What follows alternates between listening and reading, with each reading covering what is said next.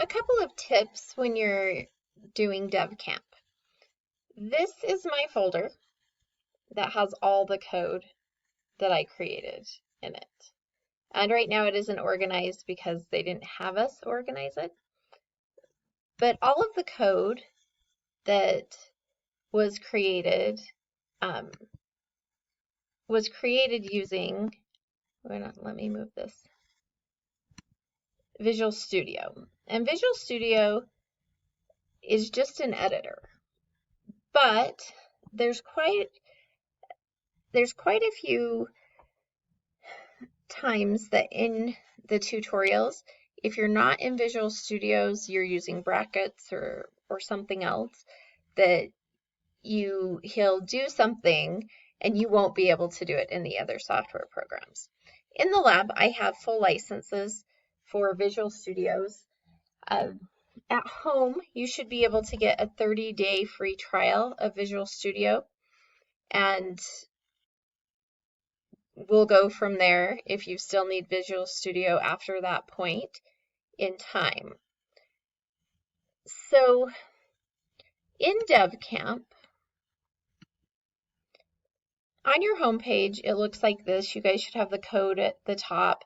It tracks how much you worked, how many items you completed per day, and it just kind of tracks how you've done, how many code submissions, how many quizzes. And under this code and project submissions, this is where you'll be able to go in and view all your submissions and turn them in. I'm going to move it so you can see it a little bit better.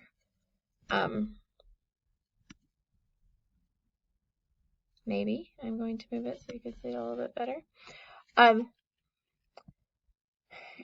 So once you have these, this is one of the portions that I'm grading. You can see right here, the first time I did my code test, I didn't pass, but then I fixed it, found the problem, and I did. Sorry, Creative Cloud would like to update right now. When you go into your resume learning, and this is where I am right now, I don't know why it didn't take me where I wanted to be. What I'm hoping I can do is show you the full guide with the drop-down menus.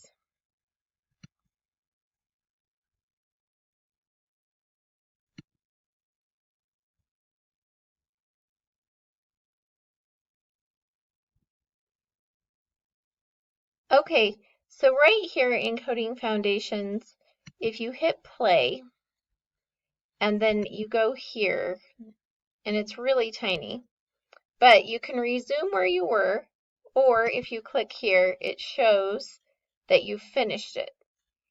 There's been a few times that I haven't been able to figure out one of my lessons, and what I have chosen to do when I'm doing that is I went in and let's say I didn't finish this one, or I still had a code to complete.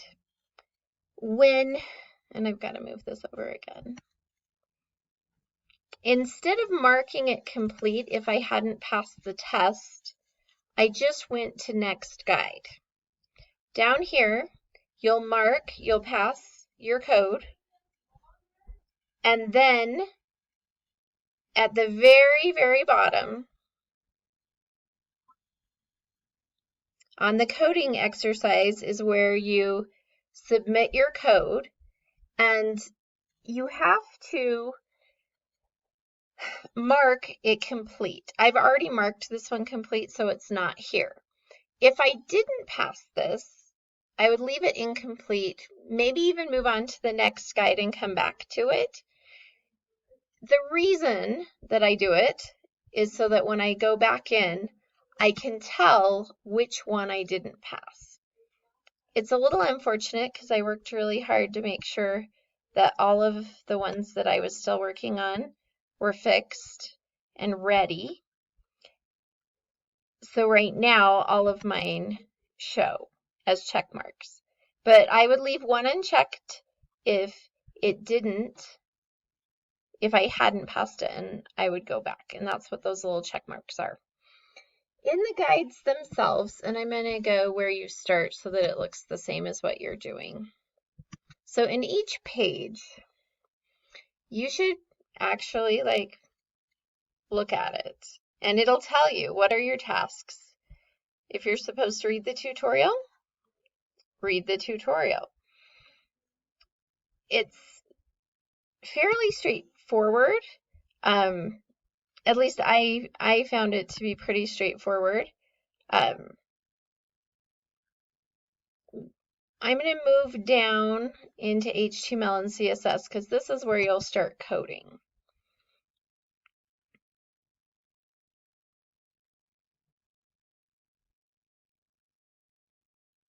I'm hoping this has some code. Okay, so when you first get here, it tells you, read the tutorial, watch the video, complete the exercise. As you do those things, it checks them off. So the recommendation is that you watch the whole video and that you just watch it. Then you can follow along with the tutorial and you can just scroll down. If that's hard for you, I had a hard time being patient with that. I found that I could follow the tutorial pretty quickly and that all the code was pretty easy to follow, especially at the beginning. I moved super fast, but it was really good to see how someone else codes because I don't get to see that very often. So I think that you'll find lots of new things. I found quite a few new skills. Not everything was new for me by any means, but it didn't take very long to get done. So the tutorial's there, and then for this coding exercise, it will ask you to do something. And you have to code in this box, and you have to do what it says. It's a lot like Code or Khan Academy that the computer grades it. So if it isn't in the exact order that it wants or the exact way it wants, you won't pass. So I would recommend, just like Code or Khan Academy, just to really read what they're asking. And then here at the bottom, you submit your code. When you submit your code, you'll mark it as complete as long as you passed. If you didn't pass but you want to move on, you can do that as well. I hope this helps for you getting started. Keep in mind that this is all from Bottega. It's intended to be used online. And if you're having trouble, email, message, and I'm happy to help.